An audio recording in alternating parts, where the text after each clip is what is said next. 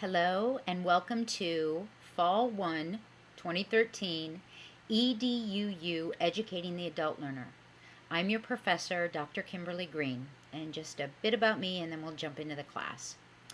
I have now been with Brandman. This is the beginning of my 9th year. I came in as an assistant professor, served as an instructional designer for a while, worked my way up to associate professor, and for the past 2 years I've served as the director for Brandman Center for Instructional Innovation. But I really missed teaching, so I am over the moon that I am your instructor this term, and I hope this will be an amazing 8 weeks. I promise you I will answer all your questions, all your emails, but my goal is for you to help me learn along with you. One of the things that you will find as we go into this study of andragogy, the art and science of how adults learn, is that there's no such thing as ever knowing everything, right? It's not like there's a set curriculum for anything, because knowledge is being created at an exponential rate. And that's difficult for a lot of adults. We grew up in an environment where there was a canon of knowledge and you learned that and boom, you were an expert. Done. Well, it's not quite that way. So even though I read the books and the articles and I go to conferences and I study, there's still so much I realize that I need to learn. And we will learn together. All right? So I will not only be asking questions, I will look forward to your questions. This is a class that demands engagement. You cannot simply log in once a week and be done with it. You have one rich, multifaceted, threaded discussion every single week. You are expected to spend a minimum of 60 minutes, preferably more like 90, over the course of the week, not in one setting. These conversations are just that. They are conversations that are taking place despite time and distance. All right? So none of this waiting till Saturday or Sunday and logging in and spending 45 minutes in discussion board and think you're done. No. You need to participate throughout the week. You need to be engaged in your learning process multiple times throughout the week. It will A, make it more enjoyable, and B, make it more effective. All the studies support it. Don't bother fighting me. This is one you're not going to win. So map out your time. 20 minutes one morning, 35 minutes one evening, maybe take a day off, 40 minutes one morning. I have to get up at 5 o'clock every morning for conferences and the like, as well as to get my kid to school. We're all busy. We are all busy adults. That's part of this study. But as adults, we are responsible for our learning and our learning process. And we are all part of a learning team. So letting go because you're a little busy this week, you're going to be hurting not only yourself, but your peers, the whole of the class. We will work in teams. We will be working together on group projects. You have a choice book where we will have one official live meeting. Oh, sorry, if you can hear that, that's Francis the Chihuahua. And anybody who misses a live meeting will get Francis. That'll take care of that. So I'll stop yapping and let's jump into the class and take a look. So whenever we log in, you'll land on the announcements page, and there will be an announcement waiting for you. I've already drafted one, but it doesn't go live until Thursday, August 29th. Now, our class officially begins Tuesday, September 2nd? 3rd? I'm getting old, people. It begins Tuesday. Normally a Brandman week is Monday through Sunday, but only for week number 1 we begin on Tuesday. So there will be an announcement here waiting for you. I'm hoping you'll come in and watch this particular video and get a good sense of what the class is, either Thursday, Friday, Saturday, Sunday, or Monday. You don't have to do any work, but like I said, just get a sense of what the class is. So you'll always begin, whenever you log in, you'll enter at the announcements page. There's always a button on the left-hand navigation bar, even though it looks like buttons, we call it a bar.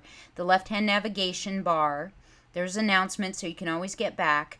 But after you read the announcements, please go right into Start Here. In general, Start Here tends to be boilerplate information for all students throughout the whole of the university, right? Getting started, information on live text, School of Ed. For this class, you will not need live text. 99% of the classes in School of Education do use it. This one doesn't. So if this is the only class you're taking this term, you don't need to worry about it. If you're taking any other School of Ed classes, yes, you will need to go ahead and register, get your live text and register for it. I won't go into great detail here, but let me tell you, it is an investment in yourself. Live text is an outstanding service for portfolios, putting together a professional looking documentation. Trust me, it's worth having. Information on academic integrity. So please do go through Start Here.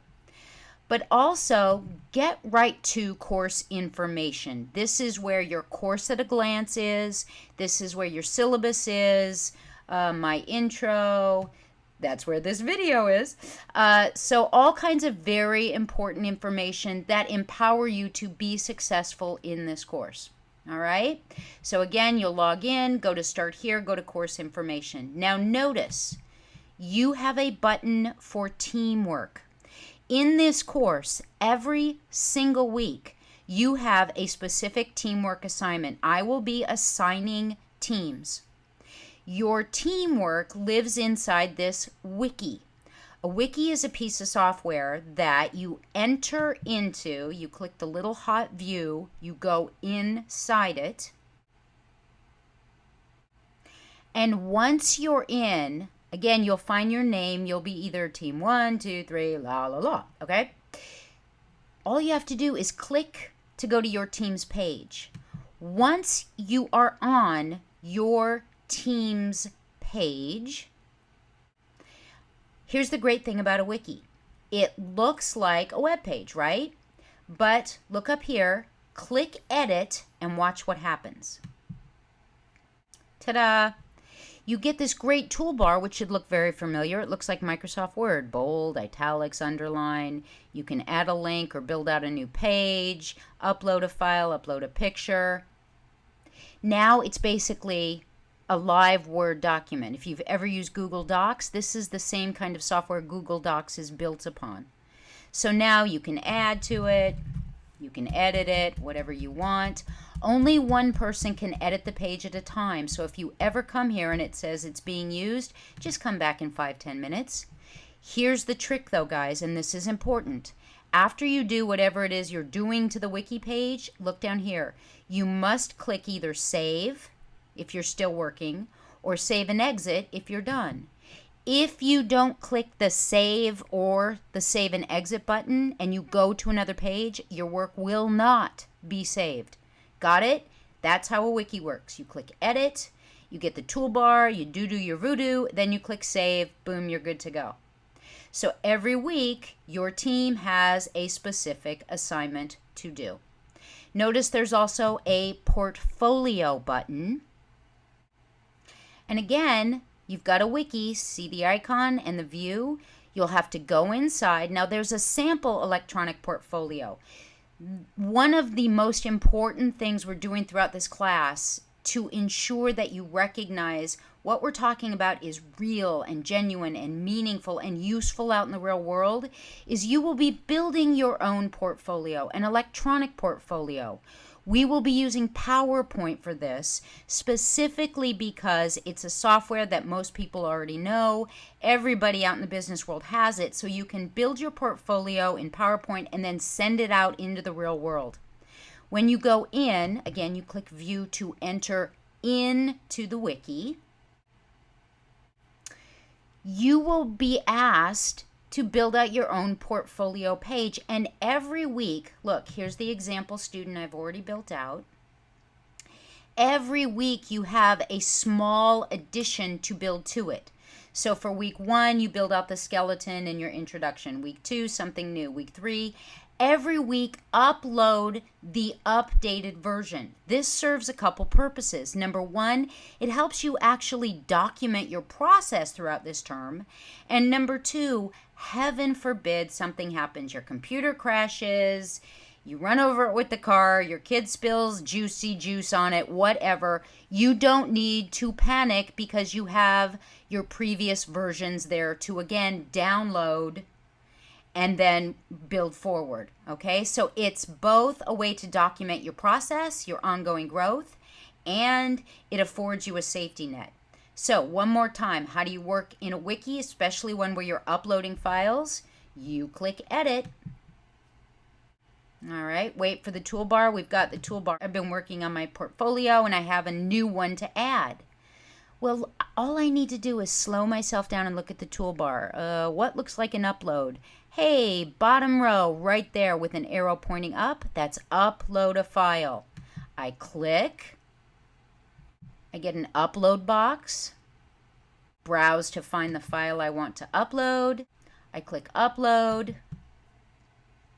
Da da da da da da da da da da da da da da. Okay, now it's uploaded, but if I don't click save or save and exit, if I go click on another button, it will not stay. So I click save and it'll be there for me to download. But I don't want that on this page. I was just showing you how it works. So now I'll click save and exit. So again, every week you'll have portfolio work to do. You'll simply add on, add on, add on, add on. Now you've also got a blog page. Every week you have a particular blogging assignment. And again, inside a wiki. You can tell I like wikis. Click view, go inside. Now with the blog, you do have an option. You can either build out your blog inside this particular wiki by building your own page and then adding every single week. You go back to your page and you click edit and you just add a new entry, add a new entry, add a new entry, add a new entry. Or you may choose instead to use a free blogging software that's very popular. It's called Weebly. And there's tons of information. There's even a video example on Weebly right here. There's even a video waiting for you if you go to that page. So again, there's a lot here to ensure your success. You have a lot of work to do. I promise you, none of it is filler. Everything is meaningful and useful, and this whole class scaffolds. It builds and builds and builds. It is not simply new knowledge, new knowledge, new knowledge. We build upon each previous week. So those are our special class buttons, and then you see each week has its own button. Each week when you go into your special week, and every week is special in its own way, you always have a documents and resources where we have the week at a glance, which is simply a shortened version of the course at a glance. So for week 1, to ensure that you're never lost, you're never like, what am I supposed to do this week? I don't get it. Here are the objectives we're focusing on. In week 1, there's a video for you to watch. Please do. It's absolutely fabulous. I love Benjamin Zander.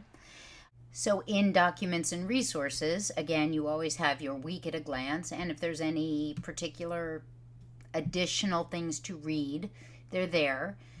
But each week also has an assignments folder. This is where you will do the bulk of your work. Now, sometimes it will send you to the teamwork area, the portfolio, nice English, the portfolio area, the blog area, and or the discussion board, but we'll get to that last.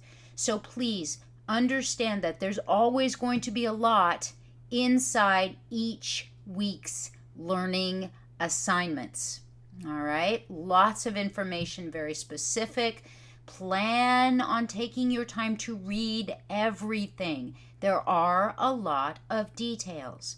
Now you will notice for our Miriam book, Learning in Adulthood, There are no specific chapters assigned for week 1 so that you have the chance, A, to get the book and not be behind right off the bat, and so that you can really dig in and get the structure, working on your portfolio, doing your teamwork, working on your blog, really getting that sense. And again, as I hinted, the discussion board. But wait, there's more. Because in several of our weeks, you will also find an assessments folder. The only weeks that have this are the weeks where there's something major to turn in. Week 8, week 7, a couple others. You won't see this every single week. When you do, there's usually a drop box inside it. You will see the drop box has the icon. How do you submit something? There's lots and lots of information, but in general, you have to click on the title to go inside to the area where you're going to browse your computer and upload the information. You don't copy and paste it in. You have to browse your computer to attach it, to upload it. Then you can add extra comments like, wow, I really worked hard on this, looking forward to your feedback, blah, blah, blah, whatever you want to say. Do not copy and paste. And then again, crucial, you click submit. Save as draft does not send it to the instructor for grading. It's like a holding place. It's circling LAX for 3 hours while they clear off the runway. It will never get to the instructor if it is not submitted. Okay? And then last but oh so certainly not least is the discussion board. Now there's always a link inside each individual week for that week's particular discussion.